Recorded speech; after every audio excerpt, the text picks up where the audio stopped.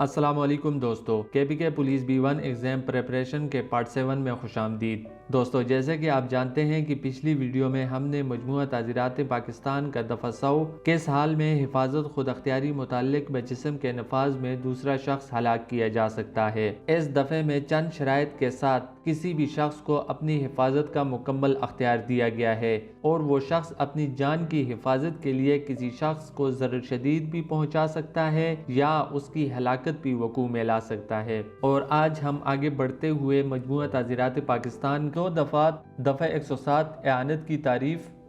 اور دفعہ 109 اگر جرم کا ارتکاب اعانت کے سبب واقع ہو اور اس ایکٹ میں کوئی خاص سزا اعانت کے لیے مقرر نہ ہو، یہ دونوں دفعات پڑھیں گے۔ تو دوستو، ویڈیو شروع کرنے سے پہلے آپ سب سے گزارش ہے کہ اور جانو یوٹیوب چینل کو لازمی سبسکرائب کریں۔ تو چلے ویڈیو شروع کرتے ہیں۔ دفعہ 107 اعانت یعنی مدد۔ اعانت کا مطلب ہوتا ہے مدد کی تعریف۔ ہر شخص کسی امر کے کرنے میں اعانت کرتا ہے جو پہلے ضمن نمبر 1 کسی شخص کو اس امر کے کرنے میں ترغیب دے، یعنی اس ضمن میں کہا گیا ہے کہ کسی شخص کو کوئی بھی جرم کرنے کے حوالے سے مشورہ دینا۔ ترغیب کا مطلب ہوتا ہے مشورہ دینا، یعنی کوئی شخص کسی دوسرے شخص کے پاس جاتا ہے اور اس کو کہتا ہے کہ آپ چوری کریں تو میں آپ کی مکمل مدد کروں گا، تو اس نے دوسرے شخص کو چوری کا مشورہ دیا، تو یہ اس ضمن کے تحت اعانت کی تعریف میں شامل ہے۔ دوسرے یعنی ضمن نمبر 2 اس امر کے کرنے کے لیے مشورہ میں ایک یا چند اشخاص کا شریک ہو، یعنی کسی جرم یا کام کے لیے کسی جگہ پر ایک یا چند لوگ مطلب ایک سے زیادہ لوگ بھی جمع ہو تو اس مشورے میں شریک ہو، تو یہ بھی اعانت کی تعریف میں ہے، بشرط یہ کہ اس مشورے کے مطابق عمل کرنے سے اور اس غرض سے کہ وہ امر وقوع میں آئے کوئی فعل یا ترک ناجائز واقع ہو۔ یعنی کہ اس ضمن میں ہمیں بتایا گیا ہے کہ کسی جرم کے کرنے کے لیے کسی بھی تعداد میں لوگ جمع ہوں اور وہ مشورہ کر رہے ہوں، تو اس مشورے میں تمام اشخاص اعانت کی تعریف میں شامل ہیں، لیکن اس کے لیے شرط یہ ہے کہ وہ امر یا غیر قانونی کام یا کوئی جرم واقع ہو جائے، وہ کام وہ لوگ کر لیں تو اس کے بعد یہ اعانت کی تعریف کے تحت یہ ملزم تصور ہوں گے۔ تیسرے یعنی ضمن نمبر 3 بذریعہ کسی فعل یا ترک ناجائز کے اس امر کے کرنے میں قصداً مدد کرے، یعنی اس ضمن میں ہمیں بتایا گیا ہے کہ یعنی بذات خود کسی کام میں قصداً یعنی جان بوجھ کر اس کام میں مدد کرے اور وہ کام غیر قانونی ہو، ناجائز ہو، تو یہ بھی اعانت کی تعریف میں شامل ہے۔ ان ضمنوں کے علاوہ اس کے ساتھ تشریحات بھی دی گئی ہے، تو چلے تشریحات دیکھتے ہیں۔ تشریح نمبر 1 کسی فعل کے کرنے کی ترغیب دینا اس شخص کی نسبت کہا جائے گا جو خلاف بیانی بالعمد یا ایسے اہم امر کو عمدن مخفی رکھنے سے جس کا ظاہر کرنا اس پر واجب ہو، یعنی یہ ضمن نمبر 1 کی مزید تشریح کی گئی ہے۔ کسی شخص کو کسی بھی غیر قانونی کام کا مشورہ دینا یا ترغیب دینے کے ساتھ یہ بھی اس کے ساتھ شامل ہے کہ وہ خلاف بیانی یعنی غلط بیانی سے کام لیتے ہوئے کسی اہم کام کو یعنی اسی کام کو جس کام کا مشورہ دیا گیا ہے یا جو خلاف قانون کام ہے اس کو چھپائے، جبکہ اس غیر قانونی کام کا ظاہر کرنا اس پر واجب تھا۔ یعنی ایک بندہ کسی دوسرے بندے کے پاس جاتا ہے اور اس کو کسی غیر قانونی کام کا مشورہ دیتا ہے، یعنی الف جو کہ مشورہ دینے والا ہے بے کے پاس جاتا ہے کہ ہمیں یہ خلاف قانون کام کرنا چاہیے۔ جب پولیس الف کو پکڑتی ہے تو وہ جھوٹا بیان دیتا ہے اور اس کام کو چھپانے کی کوشش کرتا ہے، تو یہ بھی اعانت کی تعریف میں شامل ہے، کیونکہ اس پر وہ کام ظاہر کرنا واجب تھا، لازم تھا کہ وہ جو کام کرنے والے تھے وہ ظاہر کریں، لیکن یہاں پر انہوں نے ظاہر نہیں کیا، تو یہ بھی اعانت کی تعریف میں شامل ہے۔ بالا ارادہ فعل مذکور کو کرائے، یعنی جان بوجھ کر اور باقاعدہ ارادے کے ساتھ ایسا کوئی کام کرائے یا اس کے کرانے کی تدبیر کرے، یا اس کے کرانے مطلب کوئی غیر قانونی کام کرانے کے حوالے سے کوئی سوچ و بچار کرے، کوئی منصوبہ بنائے یا کرانے کی تدبیر میں اقدام کرے، اور منصوبہ بنانے کے ساتھ ساتھ اس کے حوالے سے کوئی اقدامات کرے مطلب لوگوں کو جمع کرے یا کوئی صلاح و مشورہ وغیرہ کرے، تو یہ سب اعانت کی تعریف میں شامل ہیں۔ اب اس تشریح کو ایک مثال کے ذریعے سمجھتے ہیں۔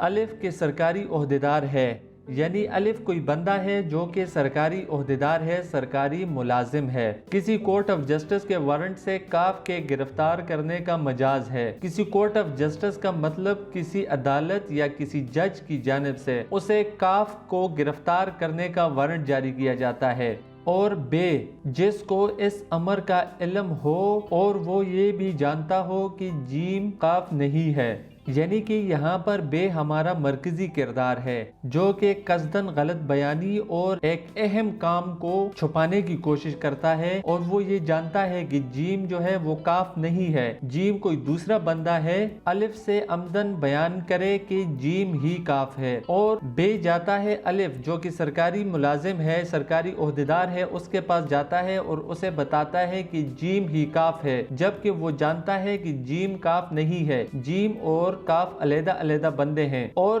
اس طرح الف سے قصداً جیم کو گرفتار کروائے، اور الف جو کہ سرکاری ملازم ہے اس سے کسی غلط انسان کو گرفتار کرواتا ہے۔ تو اس صورت میں بے نے ترغیب کے ذریعے سے جیم کی گرفتاری میں اعانت کی، یعنی کہ یہاں پر بے نے غلط بیانی اور ایک اہم کام کو چھپاتے ہوئے جیم کی گرفتاری کروائی جو کہ کاف نہیں تھا، اور اس طرح بے دفع 107 کے تحت کارروائی کا مستحق ہوگا۔ تشریح نمبر 2، اگر کوئی شخص کسی فعل کے ارتکاب کے وقت یا اس سے پہلے کوئی امر اس غرض سے کرے کہ اس فعل کا ارتکاب سہل ہو جائے اور اس امر سے وہ ارتکاب سہل ہو جائے تو کہا جائے گا کہ شخص مذکورہ نے اس فعل کے ارتکاب میں مدد کی۔ اس تشریح میں سادہ سی بات کی گئی ہے، یعنی کوئی شخص جو کسی غیر قانونی کام کے وقت کوئی ایسا کام کرے جس سے وہ غیر قانونی کام آسان ہو جائے، اور جب وہ غیر قانونی کام آسان ہو جائے گا تو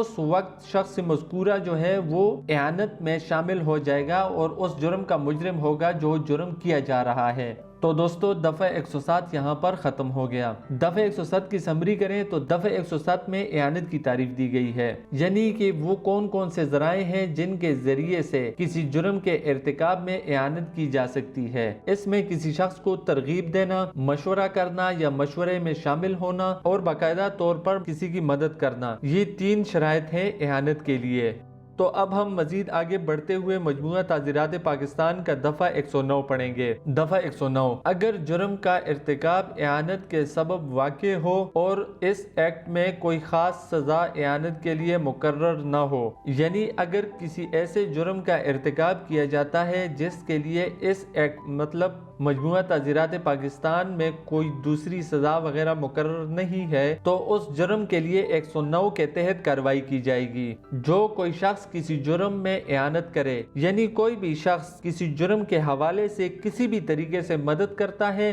تو اگر اس اعانت کے باعث سے اس فعل کا ارتکاب ہو، یعنی کوئی شخص کسی فعل میں یا کسی جرم میں کسی ایسے طریقے سے مدد کرتا ہے جس سے وہ جرم واقع ہو جائے، اور اس مجموعہ میں ایسی اعانت کی سزا کی نسبت کوئی صریح حکم نہ ہو، یعنی مجموعہ تعزیرات پاکستان میں اس اعانت کے لیے کوئی خاص سزا مقرر نہ ہو، کوئی دوسرا حکم اس کے لیے نہ ہو، تو اس شخص کو وہی سزا دی جائے گی جو جرم مذکور کے لیے مقرر ہے، یعنی کہ جو شخص اس جرم میں مدد کر رہا ہے اس کے لیے وہی سزا ہوگی جو جرم کیا گیا ہے، یعنی کہ اگر کسی کو قتل کیا گیا ہے تو اس کو قتل عمد کے تحت سزا دی جائے گی، یا اگر چوری کی گئی ہے تو اس کو چوری کے دفعات کے تحت سزا دی جائے گی، مگر شرط یہ ہے کہ سوائے اکراہ تام کی صورت کے باب 16 میں کسی جرم کی اعانت کرنے والا ایسے جرم کے لیے مصرع کردہ تعزیر اور بشمول موت کی سزا کا مستوجب ہوگا، مگر اس کے لیے ایک شرط یہ رکھی گئی ہے کہ اکراہ تام کے علاوہ، اکراہ تام کی تعریف آگے آنے والے دفعات میں ہم پڑھیں گے، اس کے علاوہ اگر باب 16 میں جس میں زیادہ تر قتل کے حوالے سے دفعات شامل ہیں اس میں کسی طریقے سے